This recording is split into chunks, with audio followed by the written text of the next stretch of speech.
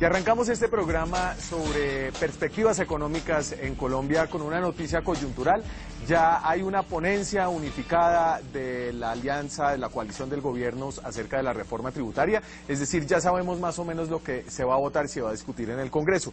Para este programa nos acompañan economistas que trabajan en distintos campos y con distintos intereses. Está Carolina Pérez, que es directora de análisis macroeconómico de Fedesarrollo, un tanque de pensamiento independiente, ¿cierto, Camila? Así es.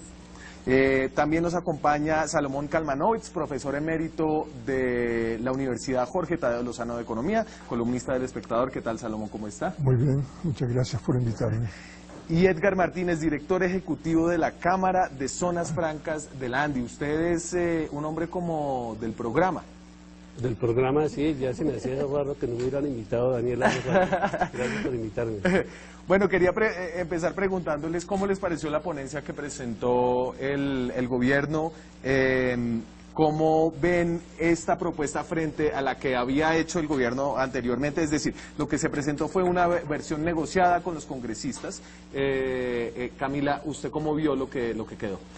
Bueno, sin conocer todos los detalles de la Sí. ponencia, creo que hay algunos aspectos a rescatar. Entiendo que el tema del IVA se mantuvo de acuerdo con lo que estaba en la recomendación, es decir, subir los 3 puntos del IVA a partir del año entrante. Eso pues va a dar un aumento en el recaudo fundamental. Algunos temas se diluyeron frente a las propuestas que había hecho la comisión de expertos, en la cual Fedesarrollo fue parte, por ejemplo, ampliar la base de personas naturales. Usted es una doliente de esta reforma, un poquito. Todos los colombianos creo que somos.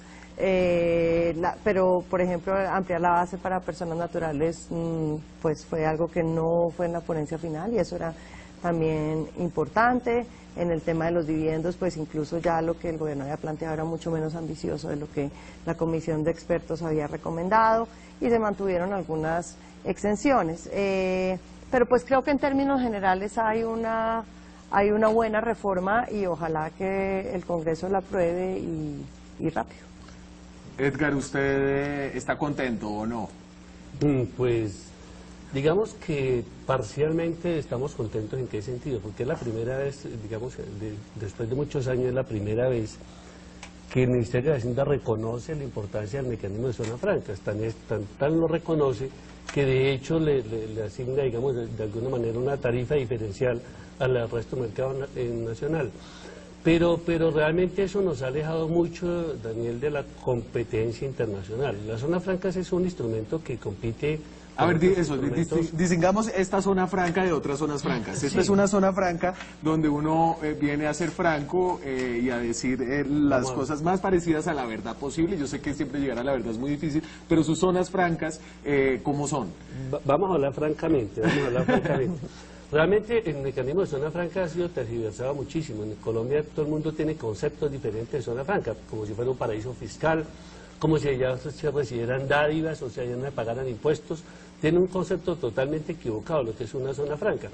Las zonas francas en Colombia son territorios que declara el gobierno nacional. Dentro de su política fiscal, lo que hace el gobierno es o bien dar subsidios o dar exenciones, dependiendo si quiere apoyar o no un sector.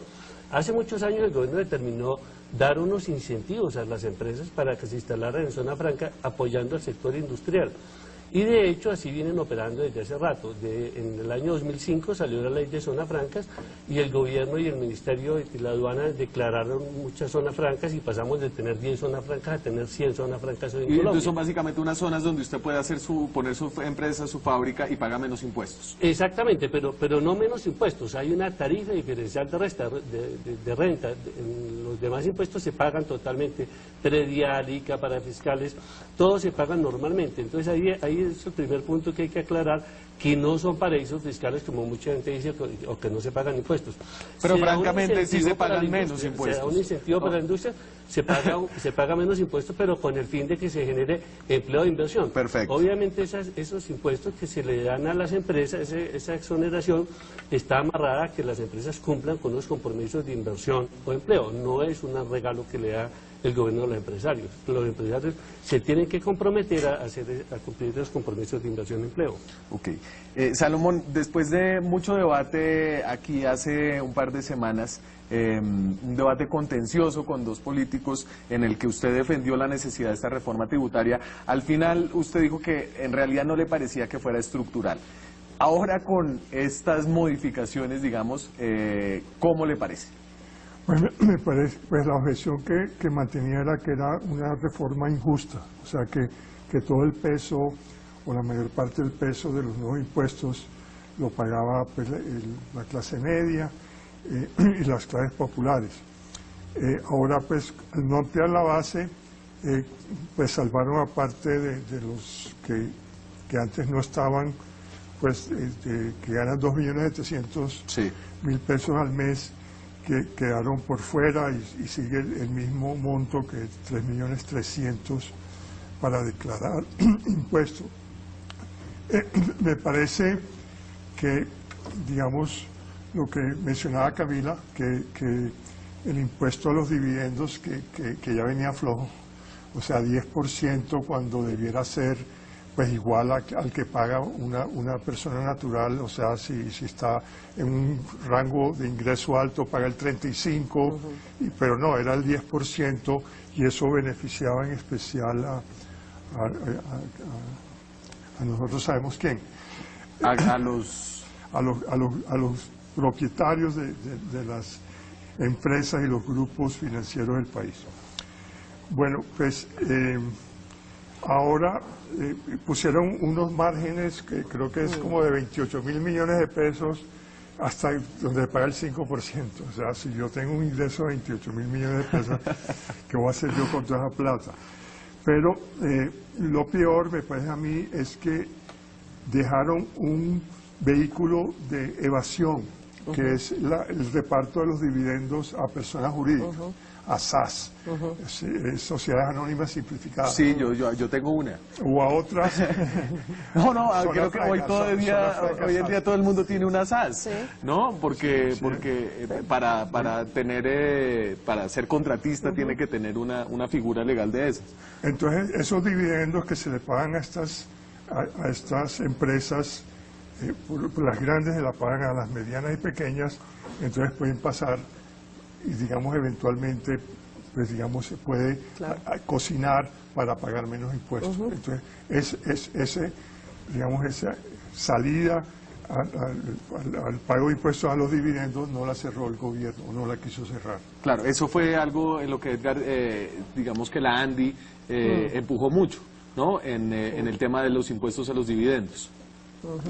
Bueno, en esa parte la posición de la ANDI pues ha sido lo que tú mencionas, pero realmente lo que se busca con este tema básicamente es, como en el caso de zonas francas, es no afectar la competitividad de las empresas. Nosotros lo que pensamos es que en la medida en que el Estado le aligere la carga impositiva a las empresas van a producir más, es más que lógico. Y en la medida en que produzcan más, pues van a generar más ingresos, y sobre mayores ingresos se va a generar una carga, unos ingresos fiscales para el Estado mayores. Eso ya está probado a nivel internacional, que al momento que tú le reduces la carga fiscal a la empresa, los ingresos para el Estado suben. Lo que pasa es que aquí estamos frente a un tema coyuntural de un déficit, de un hueco fiscal. Pues yo no creo que eso haya sido comprobado en ninguna parte. Claro. Porque bajando los impuestos aumenta el recaudo. O sea, ese es un señor Laffer por allá que nunca pudo probar esa hipótesis. Claro, pero y lo cierto es que la competitividad no está en los impuestos. O sea, usted no compite hacia abajo, pues hacia causarle la miseria a la mayor parte de la gente. Usted compite con capital humano, con productividad, con conocimiento. Entonces eso atrae el capital, pero con impuestos bajos y salarios bajos, usted no atrae mucho capital.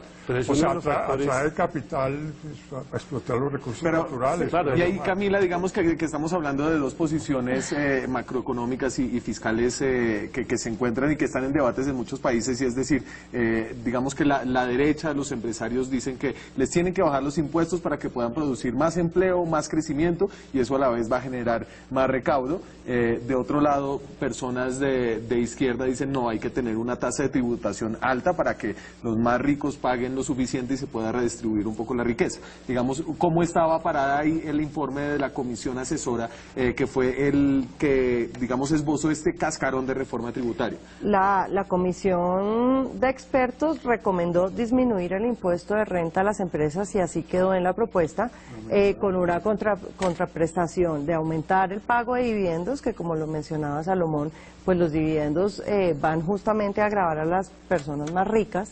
Yo creo que hay una diferenciación importante entre las empresas y los dueños de las empresas. Una cosa es el impuesto que se cobra sobre las utilidades de una empresa y otra cosa son los impuestos que pagan los dueños de las empresas, porque los ricos, las ricas no son las empresas. Hay empresas que, digamos, de la cual hay muchísimos dueños pequeños, pero sí realmente hay gente muy rica que paga muy poco porque los dividendos tienen una tasa de tributación muy baja y esa era la idea de grabar los dividendos.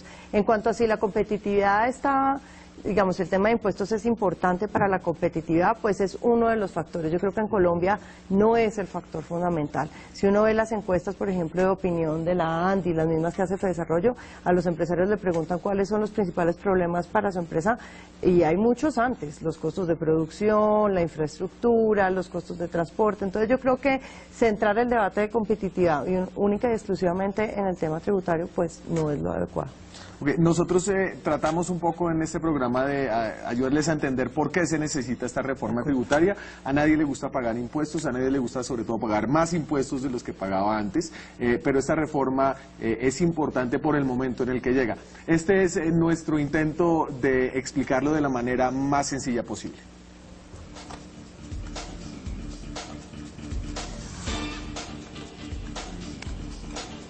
En general de los países, las empresas, los hogares se parecen a un vaso con un hueco. Por un lado hay un flujo permanente de ingresos que llena el vaso y por el otro un flujo permanente de egresos para gastos e inversiones. Supongamos entonces que este es el vaso del gobierno de Colombia antes de la caída de los precios del petróleo en el 2014. Lo negro son ingresos del petróleo, lo azul el dinero recaudado de otros impuestos. Con un barril de petróleo caro, el gobierno ganaba un porcentaje importante de sus ingresos de las exportaciones de crudo, pero este ingreso y los provenientes de impuestos no eran suficientes para tener equilibrio, es decir, que el gobierno corría un déficit. Para solucionar el déficit, el gobierno se endeuda. Con la caída de los precios del petróleo a partir del 2014 hasta hoy, los ingresos de este último rubro del petróleo se disminuyeron. Esto incrementó el déficit y la necesidad de endeudarse para mantener los niveles de gasto necesarios para pagar cosas como la salud, la educación y los gastos en defensa. Pero este balance no le gusta a quienes prestan dinero afuera de Colombia. Ellos miran lo que dicen las llamadas calificadoras de riesgo, que le han dicho al gobierno que tiene que aumentar el nivel de ingresos no petroleros para reemplazar los ingresos del crudo. Por eso, el gobierno de Colombia dice que es necesaria la reforma tributaria. Si la reforma no se aprueba, es posible que las agencias calificadoras le den malas notas a Colombia. En la jerga se dice quitarle el grado de inversión, por lo que será aún más difícil para Colombia endeudarse. Y el déficit seguirá aumentando. Aquí solo hay malas soluciones a la vista, o dejar que el déficit corra peligrosamente, o disminuir los gastos básicos del gobierno, como la salud y la educación. Salomón, ayúdeme o no sé, ¿usted cree en el tema de las calificadoras de riesgo y el peligro que eso supone un poco para la estabilidad macroeconómica del país? Pues sí, y no solamente pues las empresas, las calificadoras de riesgo no son la última palabra. Sí. Pues cada digamos, fondo de pensiones gringo o un inversionista está muy pendiente de cuál es la razón, por ejemplo, de la deuda en el PIB del país. Entonces ellos están también midiéndole el aceite al país. Y si ellos ven que la situación financiera del país se está deteriorando, no le prestan o le prestan más caro. Entonces no solamente las calificadoras de riesgo, o sea que aquí se hizo digamos que las calificadoras de riesgo estaban muy desprestigiadas, que nadie les creía. Ese no es el problema es cuál es la verdadera situación financiera del gobierno y sobre esa base los prestamistas, los acreedores del gobierno deciden si le siguen prestando y a qué tasa de interés. Entonces, digamos, aquí, Camila, cuando uno va y oye las opiniones de los congresistas y hay unos que dicen, no, esta reforma no debe hacerse o debe hacerse de forma distinta, es decir, ¿qué tan importante es hacer esta reforma más allá de cómo salga finalmente? Pues es muy importante. Lo cierto es que, muy bien lo explicaba el gráfico del vaso, en Colombia durante el boom del petróleo hubo una cantidad de recursos que le entraron al gobierno que alcanzaron a ser casi de 20 billones de pesos y esos recursos desaparecieron. Y esos recursos hay que reemplazarlos si es que uno quiere mantener esos programas que mencionábamos, la salud, la educación. Si uno no reemplaza esos recursos, es imposible mantener esos programas de gobierno. Y digamos que la gente también dice, no, es que hay que recortar el gasto se ha ajustado. Desafortunadamente en Colombia el gasto es muy inflexible y uno no puede dejar de pagar ni pensiones, ni salarios prácticamente, ni transferencias. Entonces se termina ajustando es la inversión pública, que es lo que menos quiere uno hacer, porque precisamente así es como se afecta la competitividad del país. Si uno no tiene plata para invertir en carreteras, en puertos, para mejorar, entonces es muy complicado. Y por otra parte, Colombia tiene una regla fiscal que obliga a que todos los años el déficit fiscal tenga que ir bajando. Y si uno quiere, si el gobierno está comprometido a cumplir con esa regla fiscal, que es un factor importante que están mirando todos los inversionistas internacionales, los fondos que mencionaba Salomón, incluso los inversionistas locales. Nosotros tenemos una encuesta que se llama la encuesta de opinión financiera, y una de las preguntas es ¿cuál usted cree que es el factor más importante a la hora de invertir? Y en la última encuesta, el factor número 1 es la política fiscal. Entonces, incluso los fondos de pensiones colombianos, los inversionistas locales, también están preocupados por el tema fiscal. Entonces, si no se aprueba la reforma, eso es tremendamente malo para todo el mundo, incluso para los inversionistas colombianos. Que sacan la plata y se la prestan a otro país más serio. Claro, o se la prestan a países más serios. Pero, y Edgar, y creo que, no sé si esta es una opinión aquí unánime en esta mesa, pero ustedes también piensan que esta reforma, más allá de que no les gustan muchas cosas o menos cosas, es una reforma necesaria. Sí, en efecto, aquí hay muchos temas que, pues aquí se pisan muchos callos y se tocan muchos temas. Indudablemente es una reforma bastante amplia. Pero lo que decía Camila en este momento, digamos, hay un factor determinante de la inversión que es el tema de la estabilidad jurídica. Yo creo que ahí es, y no es que el único factor determinante de la inversión sea lo que ahorita comentábamos, el tema fiscal, los temas de impuestos, no. En una inversión, la persona que va a invertir en un país mira todos los factores, la situación macroeconómica, la estabilidad jurídica, mira todo el tema de mano de obra, condiciones de inversión, mercado, etcétera. Todos los factores se miran, pero el factor determinante para una inversión es la estabilidad jurídica. Ningún inversionista se va a arriesgar a invertir en un país sabiendo que a los 2 o 3 años le van a cambiar las reglas de juego. Eso es complicadísimo. Y ya está probado, mire, recientemente en Guatemala, el año pasado se cambiaron las modificaciones de las reglas de juego para la inversión a muchos empresarios. ¿Y qué pasó? Pues simplemente cerraron más de 15 zonas francas y México pues muy amablemente le abrió las puertas a las empresas y les dijo, véngase para acá, inviertan en México y yo les doy los terrenos, les establezco condiciones fiscales más interesantes y las empresas se están yendo para México. Y es que eso es lo que pasa, una empresa perfectamente puede cerrar un negocio aquí en Colombia porque puede ser un negocio muy pequeño, para nosotros muy grande quizás, pero para la empresa muy pequeño y lo monta en otro país. Entonces yo creo que no es solamente el tema de los impuestos, para la inversión es fundamental mirar todos los aspectos y entre ellos la estabilidad jurídica. Y pero este y entonces es un cambio muy grande, este es un cambio, ¿no? Entonces ahí como para entender a dónde está apuntando usted, ¿a usted le está gustando este cambio o no le está gustando este cambio? No, la reforma es necesaria por lo que acabamos de comentar y lo que acabamos de ver, pero lo que pasa es que aquí en el tema, por ejemplo, en particular en materia de zona franca, sí, hay más de 40 billones de inversiones de empresarios que se comprometieron con unas reglas de juego, que el gobierno fue el que las puso sobre la mesa y usted aceptó esas reglas de juego. Es como si usted firma un contrato de arrendamiento hoy por 2 millones y a los 6 meses llega su arrendatario y le dice, le subo el 50% del impuesto del arrendamiento. ¿Usted qué hace? Usted le quedan 2 opciones, o quedarse y pagar o irse y demandar. Algunos se quedarán y pagarán, otros se tendrán que ir y demandar. Entonces es lo mismo. Y recientemente, sí, ahorita en agosto salió un fallo de la Corte Constitucional del Consejo de Estado, en el cual se habló eso del tema del patrimonio, se habló de los derechos adquiridos y de la estabilidad jurídica. Yo pienso que sí es importante respetar la estabilidad jurídica de las empresas, y más cuando hablamos de inversión extranjera. Y yo entiendo eso, pero es decir, digamos, si uno siente que el gobierno anterior hizo un negocio demasiado generoso con algunos sectores particulares, ¿cómo hace entonces el Estado, el nuevo gobernante, para ajustar eso sin poner en riesgo la estabilidad jurídica y el imperio de la ley del que habla Edgar? Bueno, tengo entendido que el impuesto en la zona franca era 15% de las utilidades y ahora quedan 20%. Al mismo tiempo se está eliminando el impuesto al patrimonio. Entonces yo creo que entre los dos, más o menos la situación de pago del pago de las empresas que están en las zonas francas no va a cambiar mucho. Pero evidentemente sí se le subió 33% el impuesto a la renta. Pero digamos, yo creo que pues cada empresa va a sopesar. También me bajaron el impuesto al patrimonio, que para cierto tipo de empresas, aunque no estoy seguro si en las zonas francas, por las que tengan mucha construcción y máquinas muy grandes y que no hagan leasing, entonces el impuesto al patrimonio puede ser muy oneroso. Bueno, me voy a la pausa. Me voy a la pausa. Cuando volvamos seguimos hablando de lo que murió en esta reforma tributaria. Les voy a pedir un pequeño comentario sobre el impuesto a bebidas azucaradas y hablamos sobre las perspectivas para el 2017 que ya se viene. Ya volvemos.